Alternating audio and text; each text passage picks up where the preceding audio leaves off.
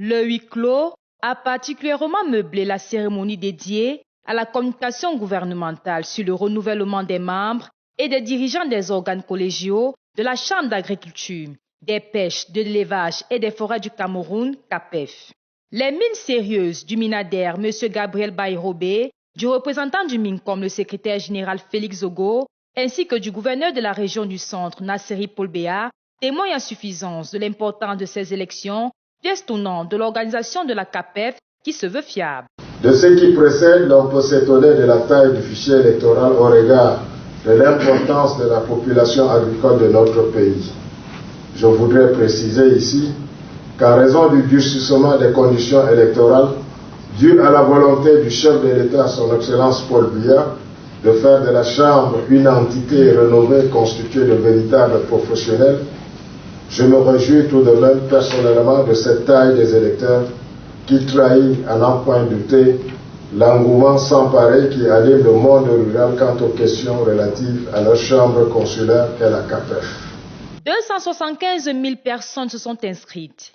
Elles sont ainsi reparties au sein des 4 sections que compte l'organe, avec un ascendant notoire de la section agriculture. En ce qui concerne la répartition par section, l'analyse des statistiques montre que la section agriculture se taille la part du lion avec 90,5% d'inscrits contre 8,1% pour l'élevage, 0,8% pour la pêche et 0,3% pour les forêts et la faune.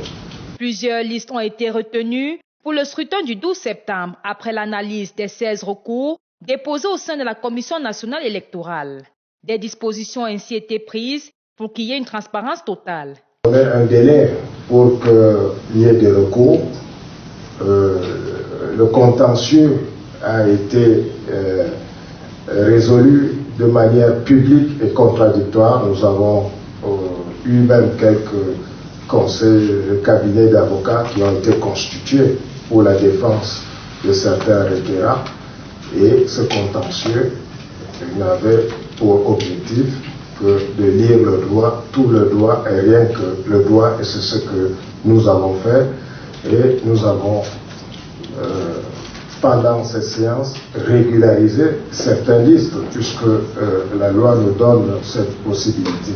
Donc je crois que c'est un processus qui a été véritablement transparent, équitable et abordable par tous les postulants. Les enjeux de cette opération de renouvellement sont nombreux.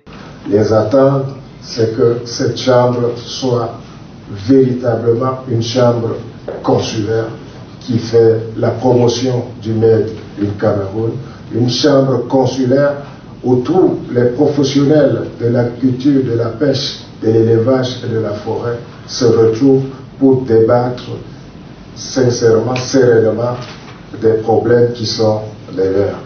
Les attentes, c'est avoir une chambre qui soit le véritable interlocuteur en termes de formation, en termes de renforcement de capacités et en termes de promotion du monde rural dans notre pays et auprès des institutions nationales et internationales.